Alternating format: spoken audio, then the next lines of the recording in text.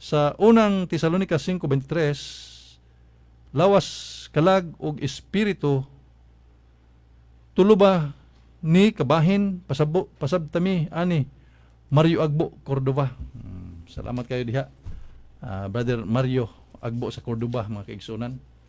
Kay naamang gud po diha sa balaang kasulatan, no? Base gud ang iyang pangutana, mga kaigsunan, diha sa sulat ni San Pablo, unang sulat ni San Pablo sa ngadto sa taga Tesalonica, no? Nga nagisgot ni og tulo, murag tulo, no? Matud pa hinaot unta nga ang Dios nga naghatag kanatog kalinaw hingpit nga mahimo kaninyong balaan aron walay makitang salawayon sa tibok ninyong pagkatao sa espiritu kalag ug lawas hangtod sa pag-abot sa atong Ginoong Jesucristo.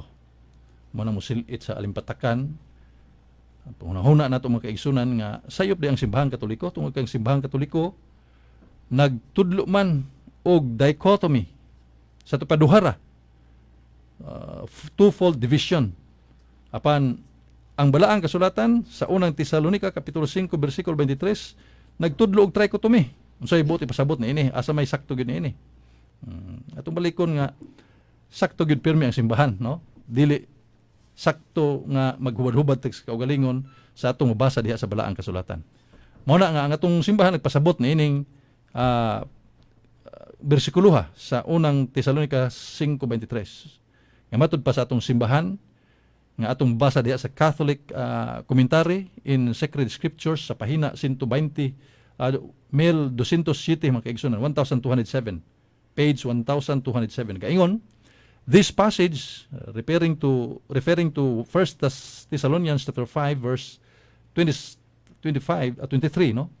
Matud pa, this passage does not prove that Paul believed in a trichotomy or threefold divisions of human being. As opposed to dichotomy or twofold division, he follows elsewhere. He simply means the whole person. Manay buti pasabot ay mga kaigsunan. Nga, ang buti pasabot ni San Pablo, yan ang pag-ingon diha, nga tibuok ninyong pagkatao sa espiritu kalag ug lawas nagpasabot, no? Sa the whole person. Dili kay nagtudlo og tulo ka division diha sa human being. Kining espiritu kalag ila man bahinon mga kaigsunan, ang espiritu kalag ug ang atong lawas, no? Mao na nga sayop matud pa sa atong simbahan kun dili nagpasabot kana sa the whole person. Mao na ang kining kamatuoran nga gisgutan sa atong simbahan mga kaigsunan.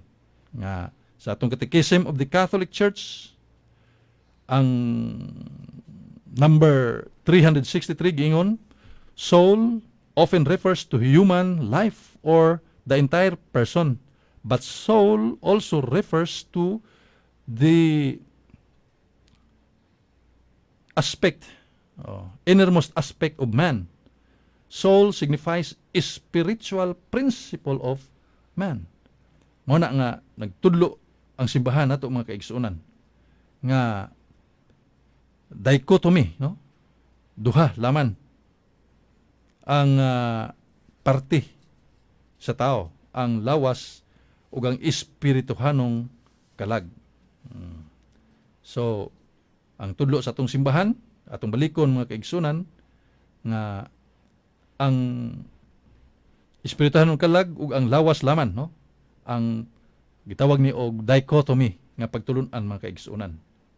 Dili kay tulo, no? Dili kay tulo.